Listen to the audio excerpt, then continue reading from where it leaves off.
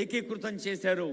మరి లక్షలు కాదు కోట్ల జనాభా ప్రజాపాలన కార్యక్రమంలో ప్రతిరోజు గత 99 రోజుల నుంచి అనునిత్యం ప్రజలకు కావాల్సిన అవసరాలను తీర్చడానికి, ఎక్కడైనా సమస్యలు ఉంటే సమస్యలను పరిష్కారం చేయడానికి ప్రధానమైన శంకుస్థాపనలతో పాటు ఈరోజు అభివృద్ధి సంక్షేమమే లక్ష్యంగా పనిచేస్తా ఉన్న కాంగ్రెస్ పార్టీ ప్రభుత్వం ముఖ్యమంత్రి రేవంత్ రెడ్డి గారి నాయకత్వంలో ఈరోజు ప్రత్యక్షంగా చూస్తా ఉన్నారు. మాటల వరకే పరిమితం కాకుండా చేతల్లో చూపెట్టే ప్రభుత్వం ముఖ్యమంత్రి గారి నాయకత్వంలో ఈ రహదారుల నిర్మాణం కానీ, ఈరోజు కొత్త మున్సిపల్ కార్పొరేషన్ కు సంబంధించిన భవన నిర్మాణం కార్యక్రమం కానీ, అదేవిధంగా క్యూర్ అని కేవలం మాటల వరకే పరిమితం కాకుండా స్వయానా మున్సిపల్ శాఖ బాధ్యతలను నిర్వహిస్తూ ముఖ్యమంత్రి గారు కార్యాచరణలో పెట్టాలని, క్యూర్ ప్యూర్ రేర్ అని ఈరోజు ఆర్థిక శక్తులుగా ఎదగాలని ఈరోజు క్యూర్ మొదటి దశ కార్యక్రమాలు మొదలు పెట్టడానికి ముఖ్యమంత్రి గారు ఈరోజు రావటం జరిగింది. మొదలు పెడతా ఉన్నాం. చాలా మంది మాటలు మాట్లాడుతూ ఉన్నారు. ప్రభుత్వ పరంగా లక్ష్యం. చాలా మంది మా మహిళా సోదరుమణులు ఉన్నారు. మహిళలను కోటీశ్వర్లను చేయాలని ముఖ్యమంత్రి గారి ఆలోచన హేళన చేసేవారు ఉన్నారు.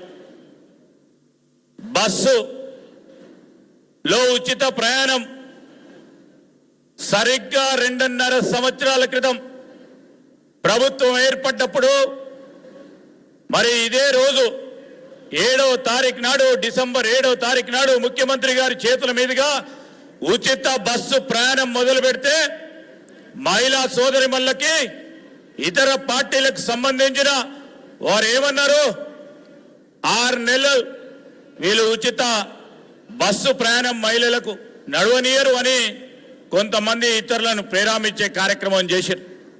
అయినా కానీ మా లక్ష్యం మేము ఇచ్చిన ప్రతి మాటపై నిలబడాలని, గత ప్రభుత్వం చేసిన ఆర్థిక తప్పిదాలను సరిచేస్తూ ఆర్థిక క్రమశిక్షణ తీసుకురావడానికి ప్రయత్నం చేస్తూ ఈ రోజు ముందుకు నడుస్తా ఉంది మా ప్రజాపాలన.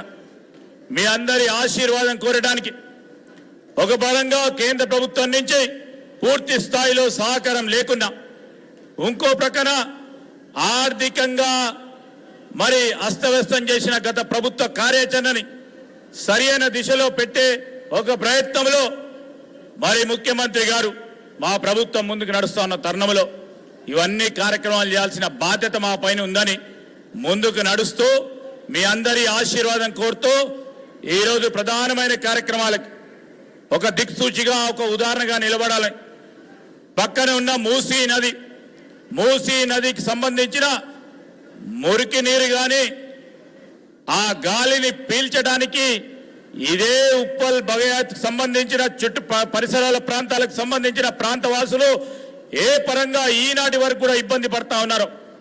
శాశ్వత పరిష్కారం కావాలని మూసీ నది ప్రక్షాళన మా ప్రభుత్వం ముఖ్యమంత్రి గారు చేపడితే దాన్ని అడ్డుపట్టే కార్యక్రమం చేస్తూ ఉన్నారు. అయినా కూడా ఆగం. మూసీ నది ప్రక్షాళన చేయటం జరుగుతుందని, ఏ పేదవాడికి కానీ నష్టపోయే కార్యక్రమం చేయమని ఆ మూసీ నది ప్రక్షాళనకు సంబంధించిన అంశం విషయంలో ప్రతిపక్షాలకు సంబంధించి ఎన్ని ఇబ్బందులు పెట్టాలని ఆలోచన చేస్తూ ఉన్నప్పటికీ మేము ఒక కార్యాచరణతో ముందుకు పోతామని మూసీ పరిహారిక ప్రాంతాలకు సంబంధించిన ఆ ప్రాంతవాసులకు కానీ, జంట నగరాలకు సంబంధించిన ప్రాంతవాసులకు కానీ, అటు ప్రక్కన ఉన్న వికారాబాద్ నుంచి ఇక్కడి వరకు నల్గొండ జిల్లా వాసులందరికీ సంబంధించి మూసీ నది ప్రక్షాళన చేసి ముందుకు నడుస్తామని మీ అందరికీ మనవి చేస్తూ సెలవు తీసుకుంటా ఉన్నాను. జై హింద్, జై తెలంగాణ. ధన్యవాదాలు.